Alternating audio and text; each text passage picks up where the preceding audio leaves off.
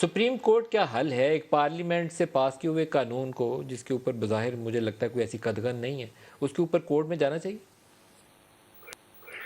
میں سمجھتا ہوں کہ جہاں پہ کوئی ایسا قانون سازی کی جائے جو کسی بھی آئینی پروویژن کے منافی ہو، یا ایسی قانون سازی جو کسی اور رول آف بزنس کے منافی ہو، ان کی وائلیشن میں ہو، تو سپریم کورٹ میں چیلنج کیا جا سکتا ہے.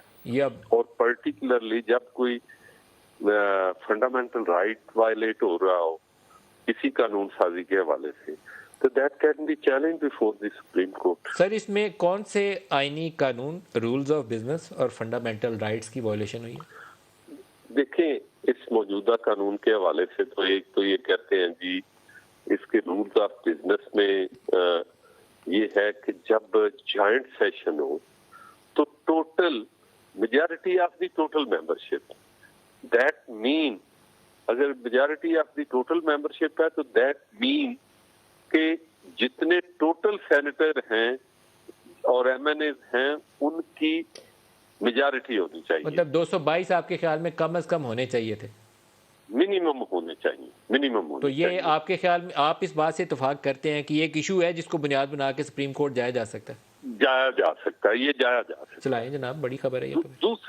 دوسری آرٹیکل 218 جو پرووائڈ کرتا ہے کہ اس میں جو الیکشن کو کسی بھی حوالے سے شفاف بنانا یا کرانا یہ ایبسولوٹ اتھارٹی ہے اس کی الیکشن کمیشن کی. جی، جب آپ اس کی انٹرپریٹیشن کرتے ہیں تو الیکشن کمیشن ایک سارے ایشوز پہ آپ اس کے سامنے لے کے جاتے ہیں، یا تو یہ لیجسلیشن کرنے سے پہلے آپ ان کے لے وہ اس سے سارے پروسیس سے ڈیفر کرتے ہیں. وہ کہتے ہیں جی یہ اس پروسیس کے تحت ہم نہیں سمجھتے کہ الیکشن جو ہے وہ شفاف ہو سکتا ہے. یہ جو ساری چیزیں ہو رہی ہیں.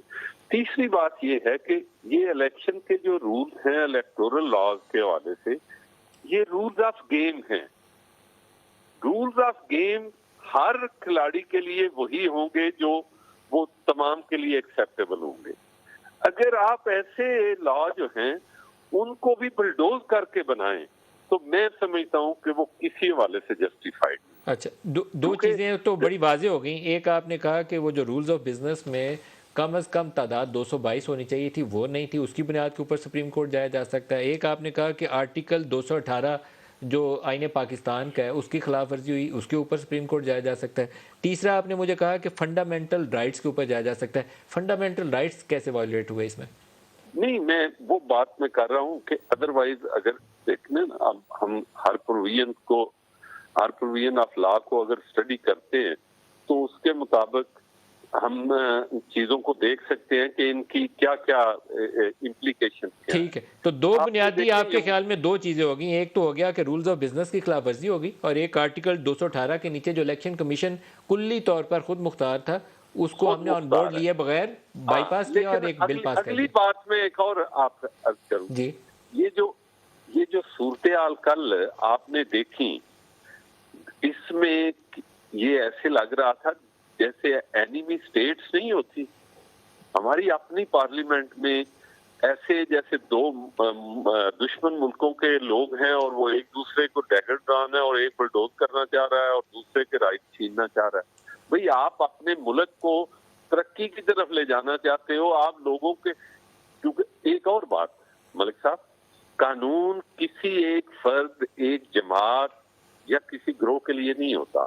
جب آپ قانون بناتے ہیں تو وہ پوری اسٹیٹ آف پاکستان کے لیے ہے، پورے ملک کے شہریوں کے لیے ہے. اس میں یکسانیت ہونی چاہیے، نہ کہ وہ ایک پارٹی کہے کہ یہ ہمارے لیے یہی سوٹیبل ہے اور یہ بنانا چاہیے. اور پرٹیکولرلی الیکٹورل تو آپ تجویز کرتے ہیں کہ اپوزیشن سپریم کورٹ جائے، آپ یہ تجویز دے رہے ہیں؟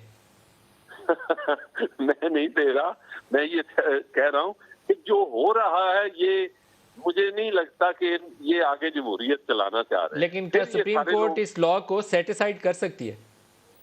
کر سکتی ہے اگر یہ ساری چیزیں جو پوائنٹ آؤٹ کر رہا ہوں. دیکھیں یہ ابھی پرائما فیشی ہے، ان کو دیکھنے کے بعد یہ تو اپوزیشن کو پتا ہے، ہم بھی دیکھیں گے بطور ایسوسیشن، پاکستان بار ایسوسیشن کے کیا ہوا، کیا وائلیشن۔ بادیوں نظر میں آپ کو لگتا ہے کہ وائلیشن ہے اور سپریم کورٹ سیٹ اسائڈ کر سکتی ہے؟